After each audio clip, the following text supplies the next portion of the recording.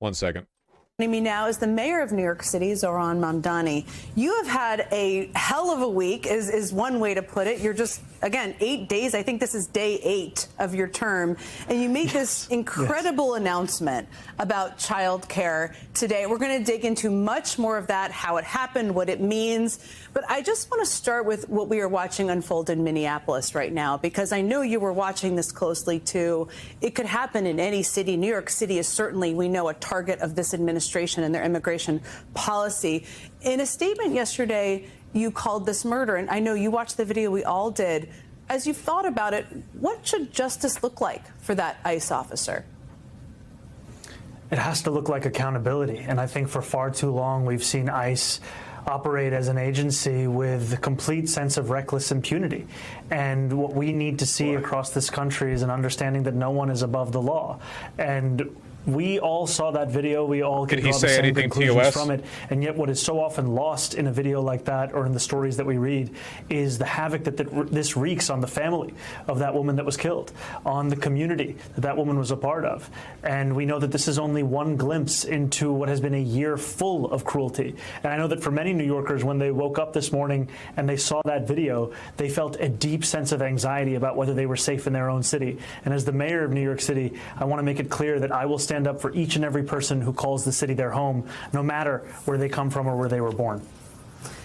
This administration, and the vice president repeated this today, is saying he has immunity. I mean, do you think that should fly? This is something that could happen, unfortunately, in your city as well.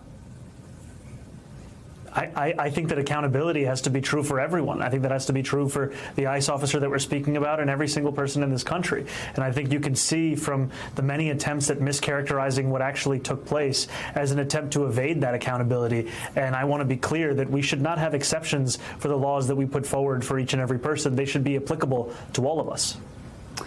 I want to play something. I think as we watch the horror of yesterday and we've seen this doubling down of this administration, it is quite telling. And I want to play something that Vice President J.D. Vance said today about the victim of this shooting and just get your reaction on the other side. I think she is a victim of left-wing ideology. What young mother shows up and decides they're going to throw their car in front of ICE officers who are enforcing legitimate law? You've got to be a little brainwashed to get to that point to where you're willing not just to protest, that's fine, not peacefully protest, but throw your vehicle in front of legitimate law enforcement officers and drive your car into them. To get to that point, you have to be, I think, radicalized in a very, very sad way. I like how he didn't even have a like he stumbled on his words there. Threw her car in front of the ICE officer? What does that mean? It's almost like what he wanted to say was the ICE officer threw himself in front of her car, but then didn't, because that would obviously make it sound like the ICE officer was at fault. To be clear, there is a lot of disinformation, inaccurate information in there that they keep on doubling down on. But what's also telling to me is that this administration has basically been smearing the victim ever since she was killed. What do comments like that tell you about their motivations? I think it tells you that they'd like to have any and all conversations other than the fact that an ICE agent killed a woman yesterday. That's what the discussion that they would prefer not to have in this city, in this country, because it's one for which they don't have any answers. And we know that she leaves behind children, she leaves behind a family, she leaves behind friends, she leaves behind an entire city. And this is something that the administration cannot answer for because, frankly, there is no answer justifying. All right, y'all, it's final. YouTube Shorts autoplay. Today, DHS Secretary Kristi Noem, you were on her mind, clearly. She was asked, she was in your city. She was asked about your statement on the shooting yesterday. And she said, and you basically said that as ICE attacks neighborhoods across the country, New York stands with immigrants. That was a big thrust of your statement.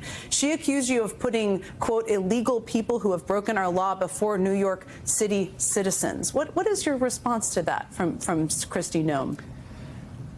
It's hard to truly make sense of that statement. All I can tell you is that here in New York City, we know that it's possible to be a New Yorker, to be an American, and also to be an immigrant. I'm one of the examples of all three of those things in one.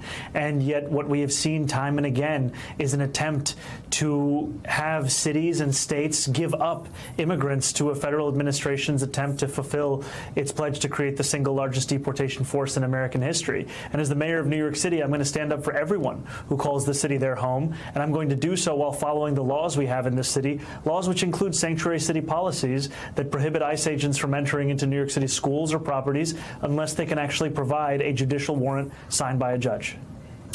One of the reasons I was really looking forward to talking to you today, I mean, you never hold back, and I always appreciate that, is that in this moment of so much chaos and darkness in Washington, your announcement today was really a reminder that government can do good for the people, that if you have the will, if you have optimism about what is possible, that things can happen, people's lives can be made better. And this announcement today from you and Governor Hochul, I should just note, puts New York City on track to become the first city in the country to provide free universal childcare, which is incredibly significant.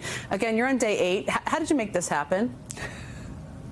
You know, I think this comes from many, many conversations that I've had with the governor and that our teams have had, all about fulfilling the commitment we have made of transforming the most expensive city in the United States into one that's affordable. But frankly, this day is a result not just of Governor Hochul and myself, but frankly a result of New Yorkers who knocked on more than 1 million doors, who made more than 1 million phone calls, all in the hopes of winning the city that they deserved.